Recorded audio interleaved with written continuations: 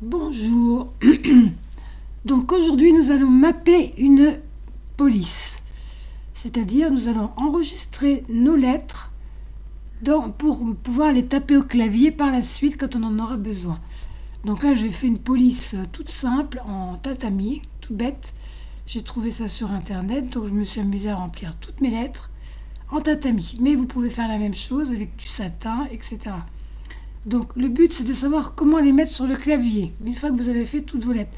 Donc là ce seront des lettres majuscules qui vont me servir pour faire des gros lettrages, par exemple sur le dos d'un sweat ou quelque chose comme ça. Donc une fois que toutes vos lettres sont faites, majuscules, minuscules, point, virgule, machin, vous allez sur la droite, ici, collection dessins clavier. Je clique là. J'ai ce panneau qui s'ouvre. Collection de dessins clavier. Donc, ça, on va créer une police, en fait, qui viendra se mettre avec toutes les autres polices qu'on a déjà quand on va dans le lettrage ici. Donc, je fais nouveau. Et là, je lui donne un nom. Bon, je sais pas, je vais l'appeler ma police couleur.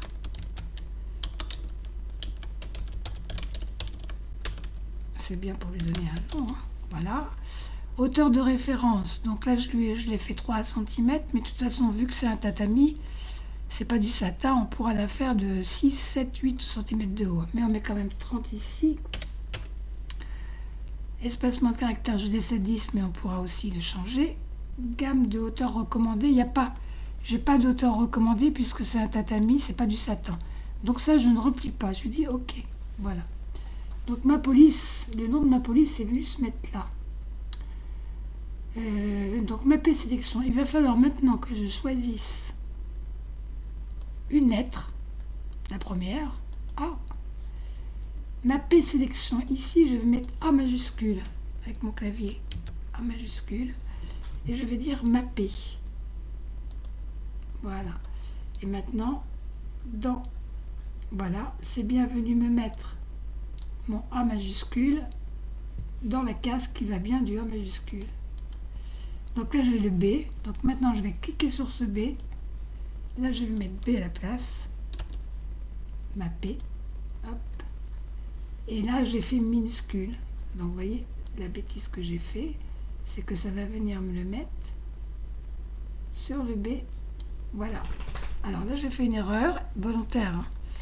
Donc, je fais supprimer. Je reclique dessus et je dis supprimer. Donc là, je dis oui.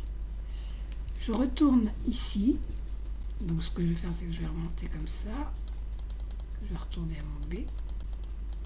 Donc, quand vous écrivez ici, bien mettre le B majuscule. Voilà. Mapper. Hop. Voilà, mon B est venu se mettre. Maintenant, je prends le C. Je remplace ici et je mets mon C et je fais mapper.